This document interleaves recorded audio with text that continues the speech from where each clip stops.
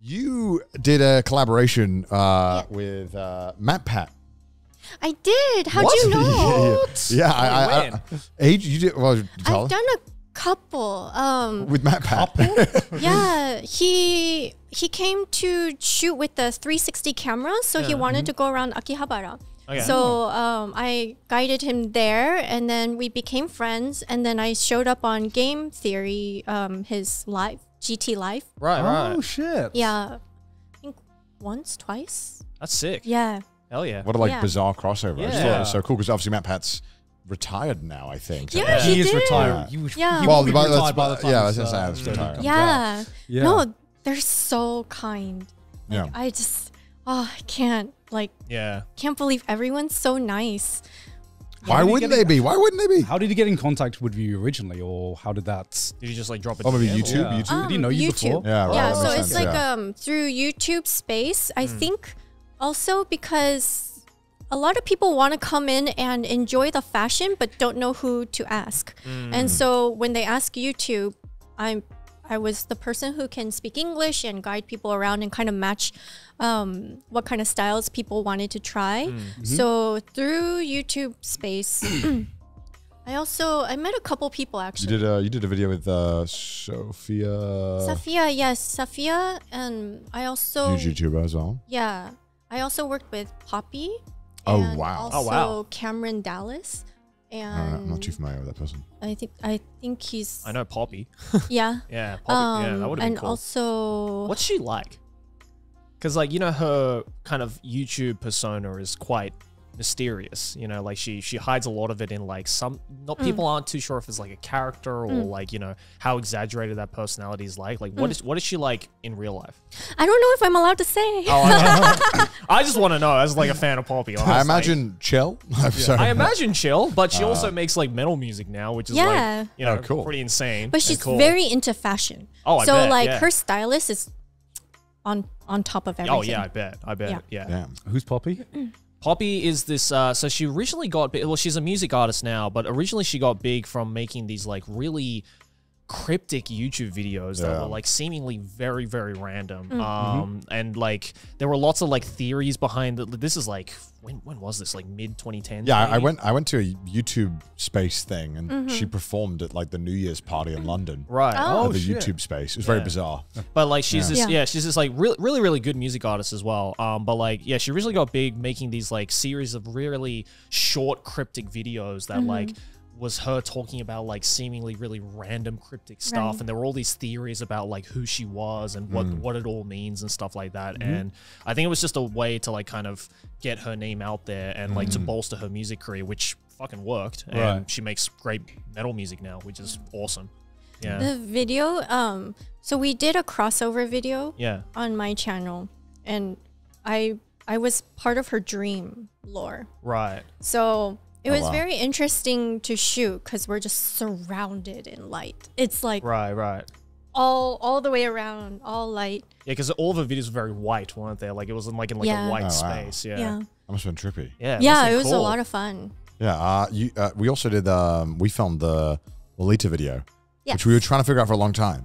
But one of the main problems was that a lot of Lolita brands are very Secretive. very secretive. Yes. Right. And like when you go to Lolita stores, a lot of them say like don't take pictures of the clothes, Mm-hmm. which I always found very like a bizarre request because people are going to take Surely pictures. you'd want to get your product. Yeah, right. That's what I thought too. So Yeah. like when we were going around these stores, because we initially went, we didn't film this, but we went around the stores to try some stuff on and talk to some of the brands. And I noticed that all of them had like no pictures. Don't take pictures of the clothes.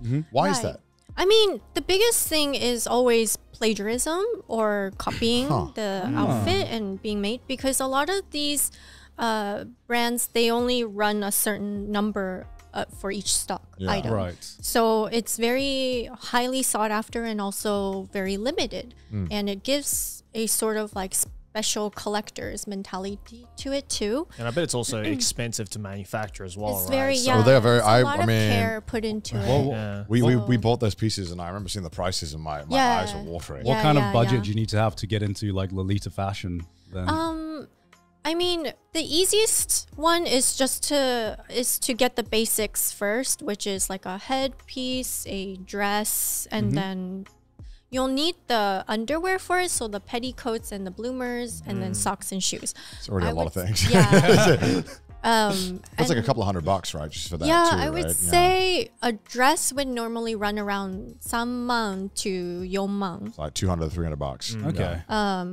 And then headpieces and all this stuff are around like 3,000 to 5,000 Like about. another like 20, Yeah. 20 to 40 bucks. about But 20 under like the petticoats and stuff too, they cost 1만, 2만. I mean, I to presumably they're 1 or quite 2. nice. 70 Yeah. bucks. Yeah, $70. So They're you were quite looking at roughly pricey. $400-500. Yeah. That's for like a basic, Yeah, like for Shoes nothing. would be around 2, 3만. Okay, now Okay, 600 okay. bucks. About Okay. $500. Oh, well, that's the like it's Lolita is as I very realized as well. It's not a cheap hobby. Like it is a very like pretty expensive hobby. Yeah. But you It's know, so extravagant, Yeah. right? Yeah. yeah, I mean, they're really beautiful, very intricate. They're normally mostly handmade. Yeah. So there's a lot of, but I think it's also great. Like, there's a lot of like care put into them. Yeah. And it's not like fast fashion where it's just being thrown No, away. it's very slow fashion.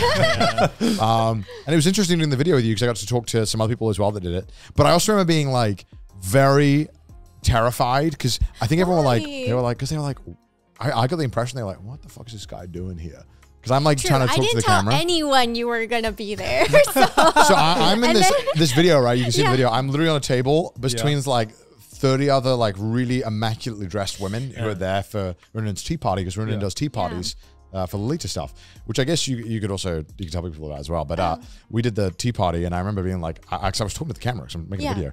I remember feeling like, man, I can feel the glaring. Feel the looks. Yeah. Yeah. and no one's glaring at Really? you. Yeah, everyone's like curious about you. Yeah, I think that's I don't know. Maybe I'm imagining it in my head, but I was like, I don't. But you fit did in. set like 2 cameras around you, and it Yeah. kind of like took up some Yeah, space. yeah, So it's- maybe yeah. people were looking because they were wondering what was going on. Yeah, the Yeah. cameras. So what are these tea parties that you organize? Like, what's those about? So there's like several different types of tea parties. Normally, if it's a branded tea party, they would include like a fashion show, what's coming up for the next seasons, and have a chance for their customers to come and dress up and have a tea or have dinner. Right. And Oh, okay. so it's basically a show and dinner or food. Right. And those are pretty extravagant. And then you have the ones that are more like the community run ones, or people like me who are like, I guess what are they called? Personalities? Influencer? Yeah. Influencer? Run ones. And those, it just depends on what you want to do. It's kind of like a convention almost, but smaller. Because Right. I got the impression it was more of like for a lot of people, it was an opportunity to dress up in the Lolita that they were passionate That's about. most important is Yeah. to kind of promote more experiences to wear and make friends and community. I guess because it's already such a small community, right? Right. And it is more popular overseas at the moment. So Really? yeah, it's America, it's very popular right now. I think in it's kinda- China too. Oh, So it's okay. like very, very it's like it's a communication tool. Like a lot of subcultures are very communication based. Right. But for my end, because I'm a model or part of the industry, what I do was bring in all my other industry friends and kind of showcase like what's trending. I had a makeup artist come in, do a makeup demo. I had a hairstylist come in, do a hair demo.